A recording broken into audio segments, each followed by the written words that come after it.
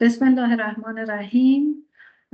سلام عرض میکنم خدمت شما دوستان عزیز و همکاران گرامی، دستاندرکاران صنعت غذا.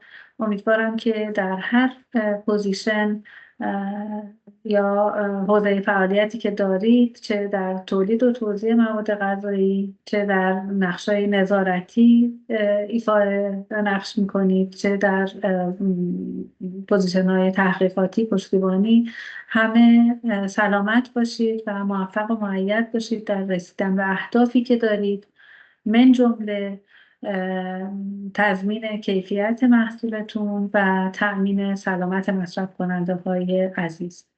خدا قوت.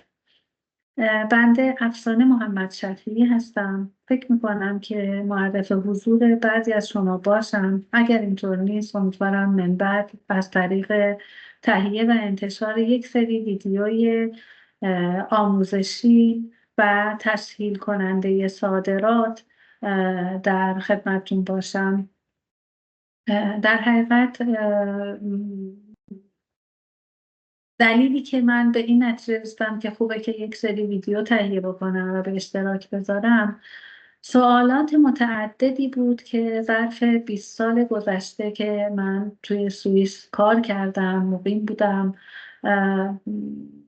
دریافت کردم از به حساب دوست و آشنا و همکار و یا کسایی که جدیداً میخوان ورود بکنن به این بازار.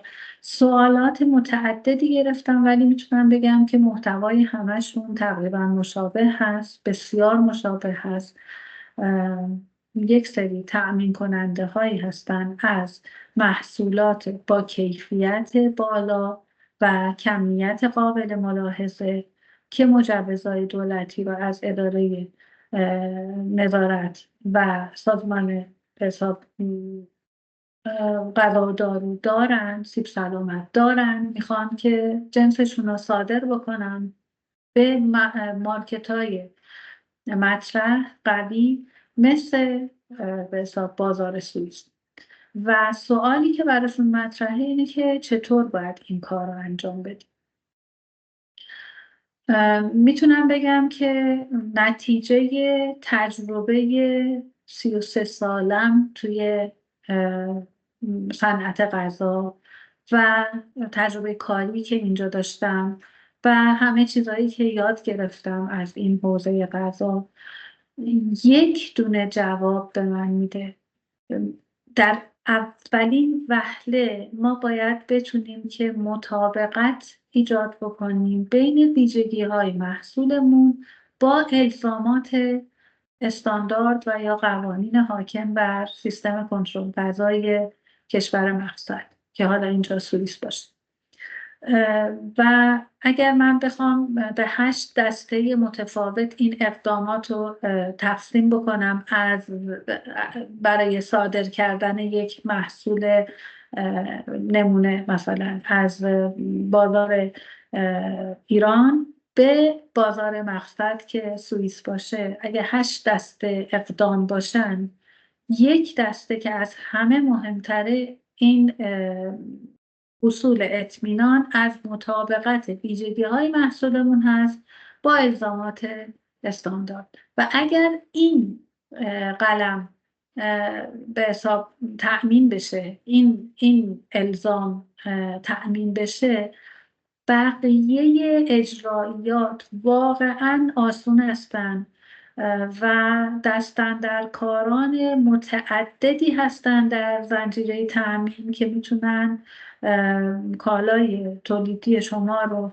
از مرز عبور بدن، بیان اینجا ترخیص کنن، برسونن به دست هولسیلرها یا عمده فروشا، پولو برگردونن. همه این کارهای دیگه بسیار تا بسیار نسبت به این ایجاد مطابقت آسونتره.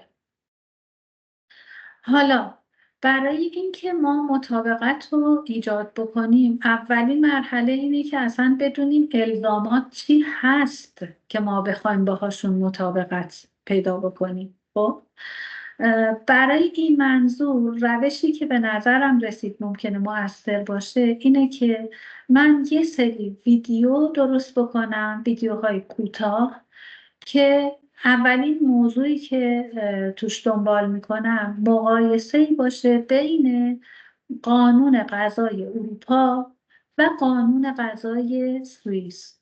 اینطوری وقتی که مقایسه میکنیم الزامات رو هم متوجه میشیم که این الزامات چی هستن، هم متوجه تفاوت‌های موجود میشیم و در نتیجه میتونیم بهتر عمل بکنیم راجع به این ایجاد مطابقت روی محصول تولیدی.